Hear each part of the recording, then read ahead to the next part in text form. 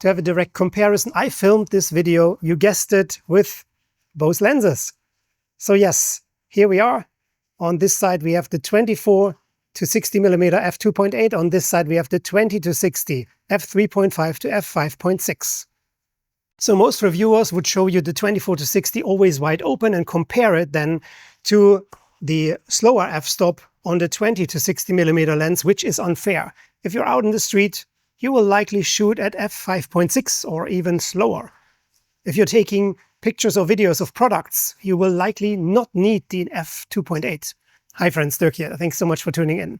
I'm sorry for not posting in a very long time. First of all, I had to recover from my shoulder surgery. I'm better now. I'm not 100% recovered, still go to physical therapy and still not 100% free of pain, but I'm okay now.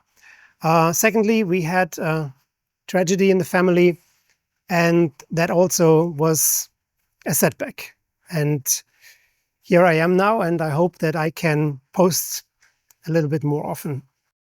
Because I haven't posted in a long time, I really wanted to make this special.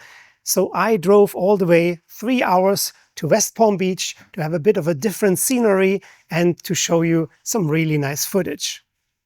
So the first thing I noticed was that the 24 to 60 millimeter lens has a bit of a warmer tone, while the 20 to 60 is a bit cooler. There's nothing wrong there, it's an easy correction. But comparing the images side by side, again, identical settings, I must say I was really impressed by the little one that is 200 gram lighter than the 24 to 60 millimeter lens. We can see a lot of details and great sharpness on both lenses. Now on paper, the 24 to 60 millimeter lens with its 14 elements in 12 groups is or sounds superior over the 20 to 60 millimeter lens, which has only 11 elements in 9 groups. The 24 to 60 millimeter comes in at a steep price of $1,048, while the 20 to 60 is more budget-friendly and costs only $648. What means only? That also used to be cheaper, right? I think last year it retailed around $500-ish. But anyway, it is what it is. Still a $400 difference between the two lenses. Seeing those pictures side by side, I must honestly say I was impressed by the sharpness the 20 to 60 millimeter lens was able to produce. And if you're asking me, it was quite on par with the 24 to 60. I mean, not always. Here, for example, I was at this church, and as you can see when you're looking at the roof, yes, you see more details with the 24 to 60. There's a bit more sharpness. But if you're using this as a travel lens and your subject is sharp and good visible, who cares? Taking a look at the center sharpness of both lenses, they are excellent and they are really super sharp, already wide open. What really surprised me about the 20 to 60 millimeter lens is that even the corners were very usable and sharp.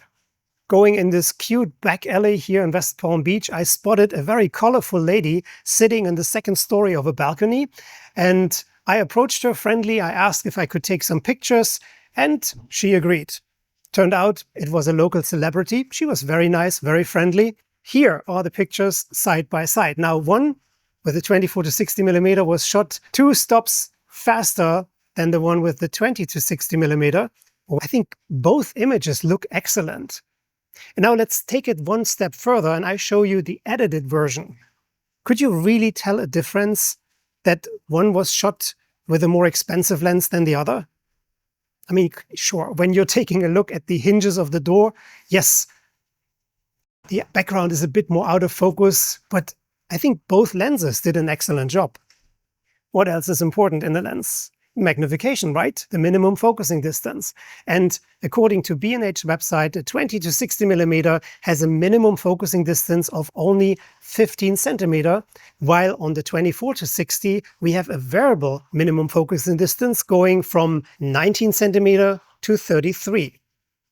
Now, I was trying to take a picture of this orchid, and while I got easily things in focus at 60 millimeter here with the 24 to 60, but here on the 20 to 60 millimeter, I felt like I had to take a step back. I retested this at home, taking pictures of these watches that, by the way, I'm selling as a little side hustle. And yes, I took the tape measure and I could confirm that fully zoomed out at 60 millimeter. The 24-60 has a minimum focusing distance of 33 centimeter, but the 20-60, 39. So also here we get a variable minimum focusing distance, and at 60 millimeter we have to go a little bit further away, so that means the magnification is less than we can produce here on the 24-60. Comparing the pictures side by side, I still think that both lenses did a fantastic job, but in all fairness, I prefer the image coming from the 24-60. It is simply a little bit crisper and shows more details. And by the way, I'm not a crazy person. It's just so difficult to focus on one lens or the other while talking. So that's why I'm going like this all the time. Please look past that. Chrome parts can be very difficult for lenses, and especially for zoom lenses. But I have to say, neither of those lenses had an issue with these chrome parts.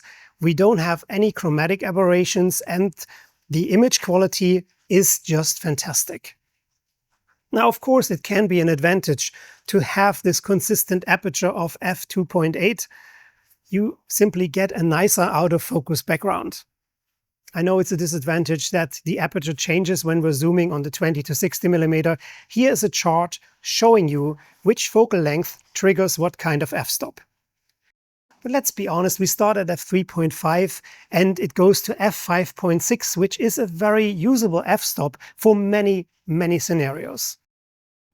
What I like to use these zoom lenses for is B-roll footage. Here I'm filming a photo shoot with model Tara, and forgive me, I photographed her with a Sony camera. I had the cameras side by side, one with the 24-60, the other one with the 20-60. When you compare this footage, when you see them side by side, would you automatically know which was filmed with what lens?